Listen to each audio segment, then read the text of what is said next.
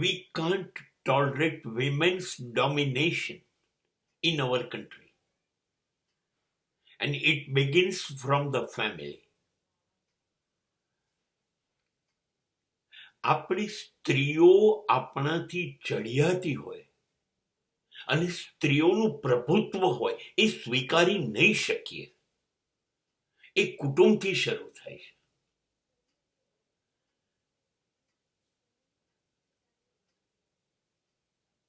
જેટલું કામ, જેટલી વેઠ, જેટલું સહન માં કરે છે, બહેન કરે છે, પત્ની કરે છે, એટલું તો પુરુષો કરતા જ નથી. એ બાપ હોય, ભાઈ હોય, મિત્ર હોય, પતિ હોય કે પ્રેમી હોય, નિષ્ફળ છે. નથી સહન થતું. પત્ની આગળ વધે નહીં થાય, બહેન આગળ વધે નથી સહન થતું, પ્રેમિકા આપણા કરતા આગળ વધે સહન નથી થતું. નથી સહન થતું.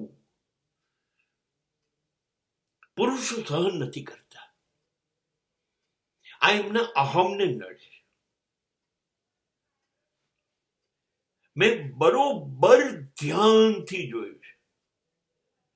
જે કંપનીઓમાં સ્ત્રીઓ જનરલ મેનેજર હોય, સીઈઓ હોય, સરકારી જગ્યાએ ઓફિસર હોય, મોટી પોસ્ટ ઉપર,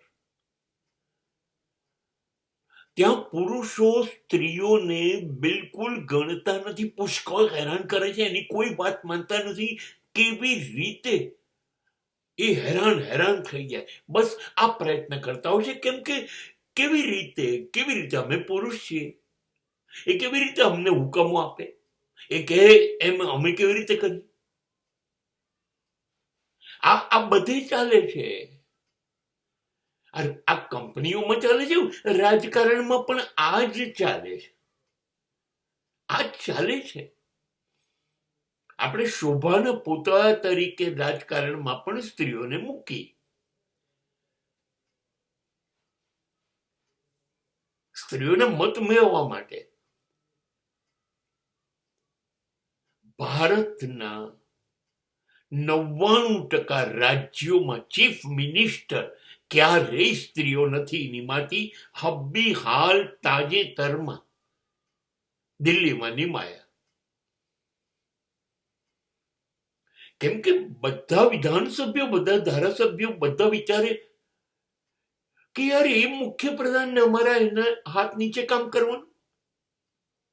આ તકલીફ ઇન્દિરા ગાંધીને પણ પડી હતી, આ તકલીફ જયલલિતાને પણ પડી હતી, અને આ તકલીફ અત્યારે મમતાને પણ પડે જ છે. નથી સ્વીકારી શકતો સમાજ.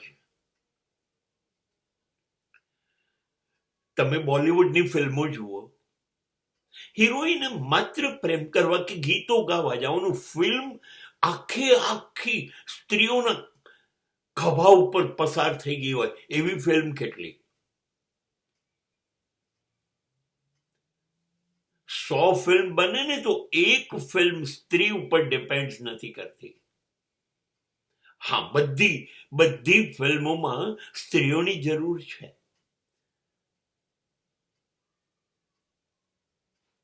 સ્ત્રીને આપણે સ્વીકારી નથી શકતા.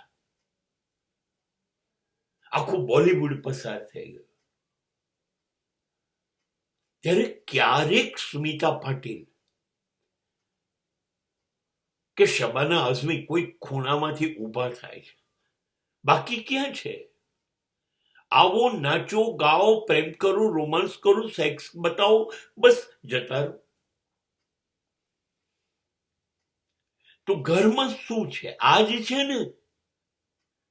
રસોઈ કરો, કચરા પોતા કરો, લુગડા વાસણ કરો, અને અમારા બાળકો પેદા કરો, અને પછી એને ઉછેરી આપો.